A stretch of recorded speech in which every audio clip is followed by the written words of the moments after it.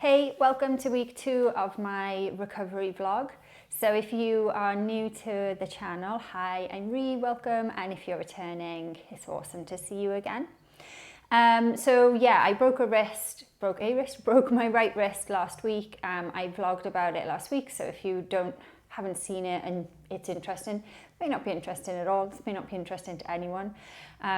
But yeah, the details of what happened are in the previous video.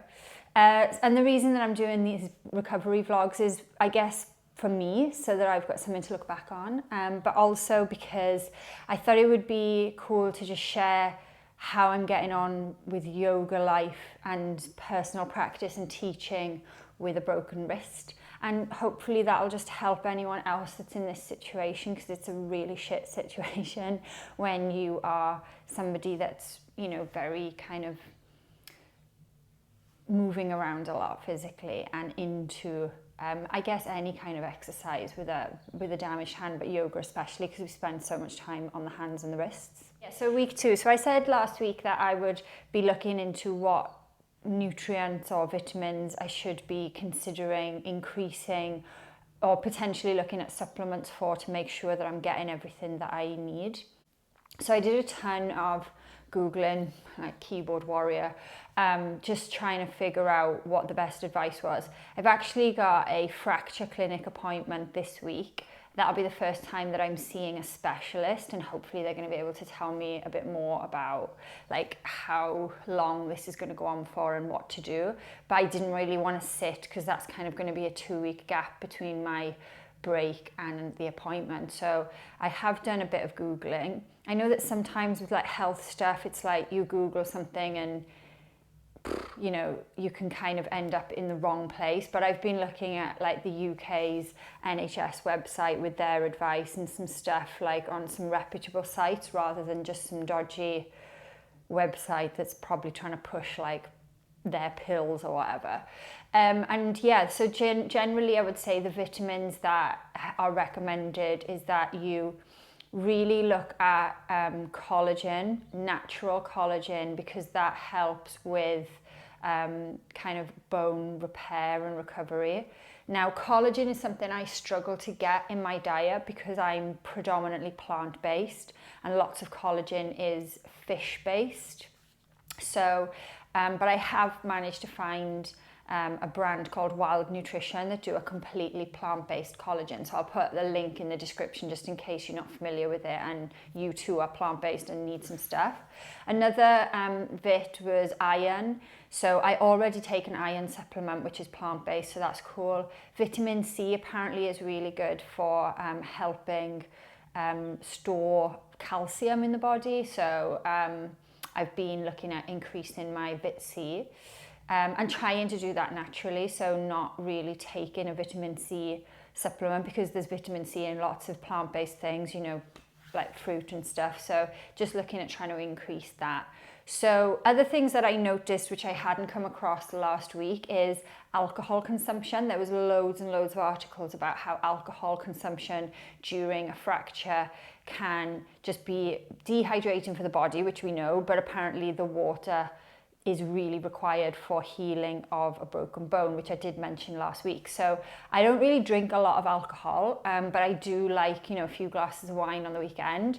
So I've kind of just made a decision that I'll try to either not have any alcohol for the rest of this recovery, or really limited, so just a glass of wine once a week, which isn't massively far from where I were. We're in a global pandemic, so it's not like I'm out raving every weekend anyway, so it's no biggie.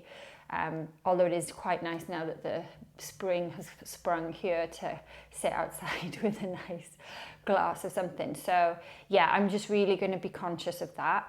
Water, as I've said before, is super important. So that's kind of diet and nutrition side. There's loads about not having processed food and trying not to have a diet high in salt, but that's not really in line with the way I eat normally anyway, so that's cool. It's not something I've had to adjust, which is great.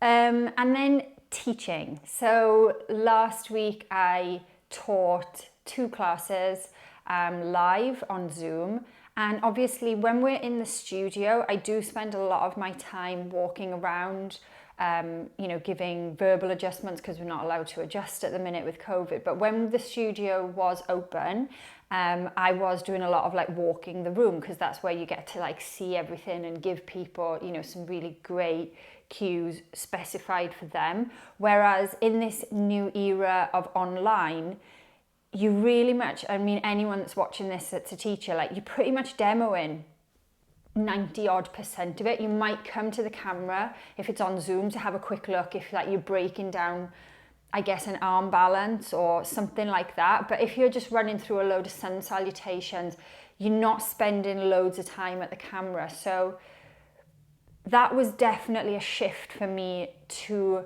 know that I was able to do it. So what I would say is, in 1 week of doing, I've now done 3 lessons, 1 yesterday and 2 the week it happened, is try to make sure that you plan a sequence out that you can articulate well without demonstration. So lots of stuff I can still do, like standing postures, lots of seated postures. I clearly can't be demonstrating Urdhva Dhanurasana wheel.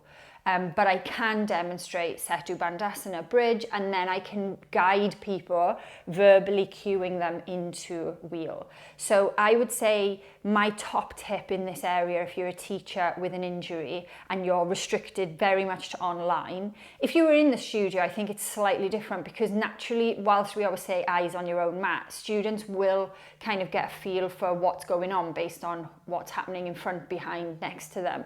Whereas online, they're really limited to be able to pick up off other people. I did contemplate last night, the sequence I taught last night was a little bit more, lots of moving from side to side on the mat, so kind of doing a posture on one side and then doing a twist and then coming back in and out of it. So not a difficult sequence to teach normally, but it definitely needed a bit of thought without the ability to kind of use my hands. And I did think about asking my partner to be my dummy so that I could guide and adjust him. But I kind of got to the point where I really want to use this as an opportunity to improve my teaching, improve my verbal cueing, and also to really be keeping an eye on my students and get back to looking at the students. Whereas, this year with COVID, because everything's been on Zoom, a lot of the time, I'm demoing and I'm not necessarily at the screen. So yeah, the last 3 classes have been interesting. I think one of my other tips would be, so my first tip would be think about the sequence so that you can really well articulate it. My second tip would be think about what class you're trying to teach. Clearly, if I'm going to teach a handstand class, if I were to, let's say, that is going to be very hard without anyone being able to demonstrate anything for me. Whereas if I was going to teach Ashtanga modified primary series, whilst there are a lot of using your hands, most of that is actually for vinyasas and lift off, which, once a student's been with you a few times, they know what you mean when you say forward fold. So I think tip 1, plan the sequence really well. Tip 2, use it as an opportunity to just cue better, to just practice what cues are going to work when your body is not the visual that the student has. And yeah, so I think they're 2 things that I've kind of come away from. I'm really lucky in that my regular real life students are all kind of really well versed in yoga. They've all been with me for quite a while, and they're all up for just, you can throw anything at them. I could say like, we're going to do a one-handed crow pose tonight, and they'd all have a go, because they're really up for it. So I've been really lucky in that respect, and I think if I was trying to take on a new student right now, that would be a little bit harder. So that's teaching. And then personal practice, I have definitely been looking at what are the areas of weakness that I feel within my own practice that I can do at this time. Or what are the areas that I just really want to maintain. So as I mentioned last time, I don't do a lot of cardio, like I'm mainly just a yogi. And so, 20 minutes on the exercise bike every day, or I think nearly every day, has been great, because it's kind of forced me to kind of go outside my comfort zone and just get a sweat on that's not yoga related. So I definitely think I'm going to maintain that post recovery, because it's just going to make, hot yoga or stuff like that easier, I think, from a cardio perspective.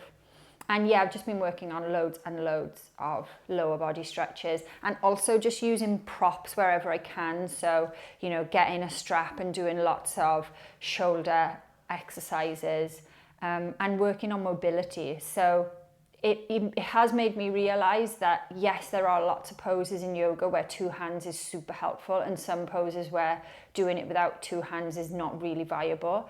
But there is just so much more that you can be done on your back, on your front, one-handed, with 2 feet. So I definitely feel like it's just nowhere near as daunting as maybe I first thought. And it's probably going to make me, in the long run, a little bit more resilient as a practitioner, but definitely, hopefully, a more articulate yoga teacher, which is definitely something that, you know, every teacher wants to be able to cue really, really well. I once went to a class where the teacher didn't demonstrate a single thing, and we were doing some pretty complex stuff, but their verbal guidance was just like banging. And I think, you know, that takes time and practice, and this is a great opportunity to do that. So that's my week 2, as I say, fracture clinic this week, where I get to see an orthopedic consultant over what's happened and what's the road to recovery really going to look like. And I can probably check in with what I'm doing in terms of nutrients and vitamins and supplements, and just check that I'm not kind of some crazy Google keyboard warrior that's gone off and decided to do the wrong stuff.